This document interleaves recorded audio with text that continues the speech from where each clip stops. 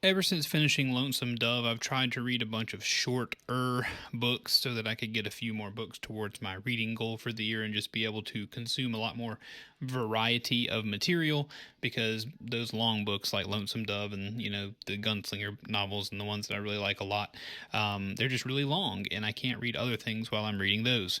So I decided for another one of those short books to read, I wanted to reread The Old Man and the Sea. I haven't read it since high school when I did a summer reading book report deal on it. I remember kind of enjoying it back then, enjoyed it a lot more this second time. This book is one that you could read in 2 hours or less, probably. I think that's about how long it took me to read it. It's about 100 pages long. It is the story of a man named Santiago who is very old and very poor, and his dry spell when it comes to fishing. He's a fisherman. That's what he does for a living, and he's on an 84-day dry spell. He heads out into the sea on the 85th day, hoping that his luck will take hold and that he will bring home a big fish. And of course, I won't call it adventure, but I will call it the action of the book takes place. It is Ernest Hemingway. I have read two Ernest Hemingway novels, and they were both profoundly sad. This, of course, is one of the two, so this is a profoundly sad book. I'm going to give it 4 stars. That's what I rated it on Goodreads after reading it again. It won the Pulitzer Prize. It's not enough for a 5 star book, for me personally. It does make me think a lot.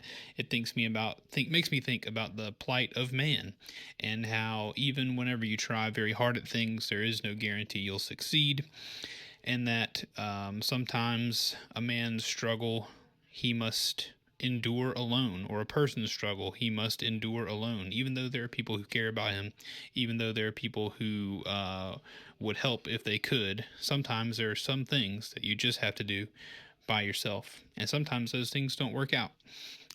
But hope can always be there, and joy can always be there, even in the midst of suffering. There's a lot of cool little tidbits in this book, and it is one that makes you think. Both of Ernest Hemingway's that I've read make you think. I've also read A Farewell to Arms, which I also read in school. Sad book. I'll probably reread that too. I'd like to grab it, but a sad book, and yeah, it's Mr. Hemingway seems to help us confront the bleakness and the possibility of things just not going your way in life. And that's an important thing for us to encounter and hopefully overcome as humans. Anyway, The Old Man and the Sea by Ernest Hemingway. Very good book. Read it if you would like. Let me know what you think.